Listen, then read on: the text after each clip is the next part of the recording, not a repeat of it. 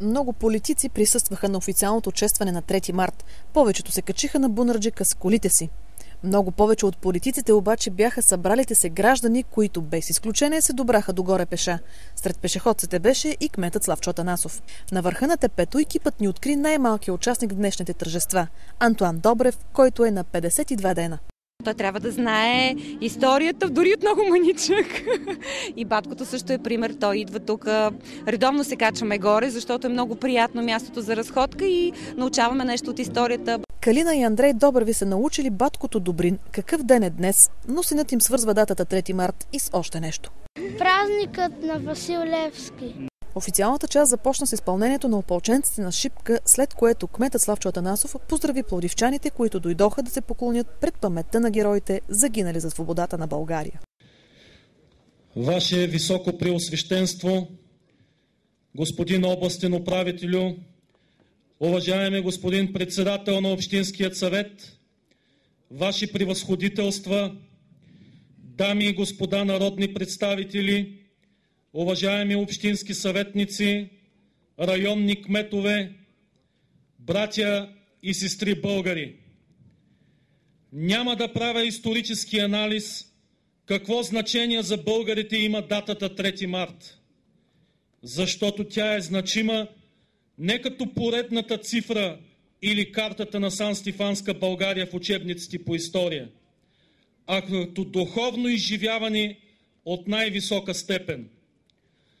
На 3 март преди 132 години българският народ достига своят връх и отново се връща в историята като почти цяла и единна нация и държава.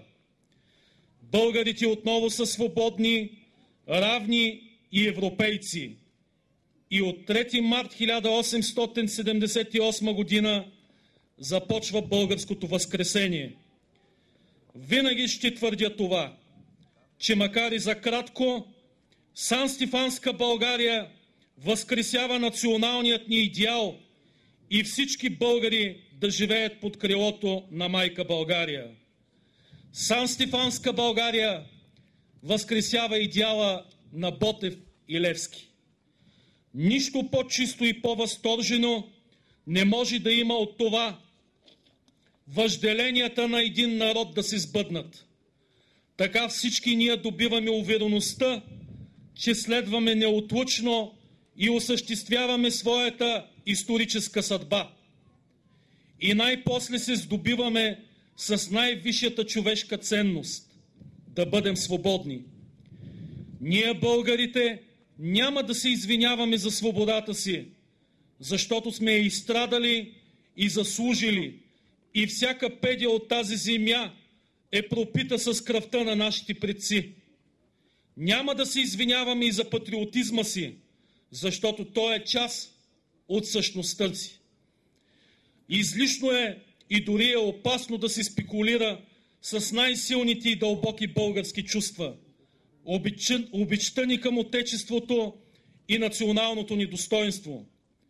Не случайно народът ни е минал през ада, за да получи отново място под слънцето и да се радва на свободата си.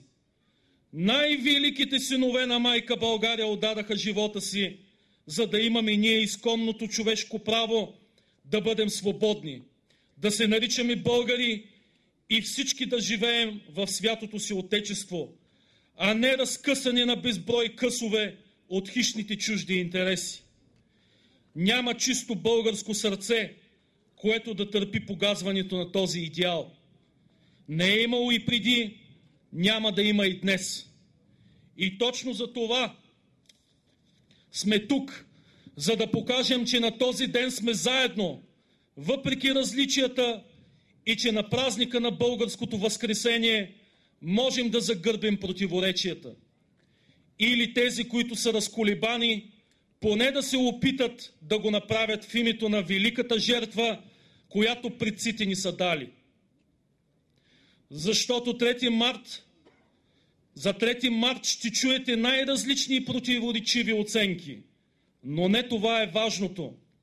Колкото и да са преходни стойностите на съвремието ни, има нещо, което остава неизличимо в нашата история. И това са падналите за свободата на България руски, финландски и румънски войници и офицери. На днешния ден най-вече пред тях трябва да сведем глави и никога да не забравяме, че на тази саможертва дължим свободата си. Каквито и да са били дипломатическите ходове и политическите конюнктури, паметта на падналите за националното ни освобождение остава незасегната от злободневието и наша задача е да пазим и да се прекланяме пред тази памет, докато в гърдите ни бият български сърца. И аз съм сигурен, че дори отделни гласове да се опитват да ни убеждават в противното, ние никога няма да забравим, че обикновените войници най-искрено са дали живота си не за кроежите на своите правителства, а за свободата на българските си братя и сестри. Скъпи пловдивчани, точно по тази причина нашата свобода е свещена и датата 3 март е безспорна като национален празник на България. Този ден има за цел да ни припомни отново кои сме и по какъв път сме стигнали до тук. 3 март е деня на нашата памет, деня, в който макар и за кратко, българският национален идеал е изглеждал по-близък, по-реален и по-постижим. На 3 март народа ни се съвзема от пепелта на историята и възкръсва като нация. Българското летоброене започва отново. И тук е нашата висока морална отговорност към жертвата на загиналите и към паметта на предците ни, които ни задължават да пазим от посегателства, повтарям, завещанието от апостола идеал за чисто и свято отечество. А то най-напред започва от нашите сърца. Честит национален празник на всички! Да живее България! Обичам ви, пловдивчани!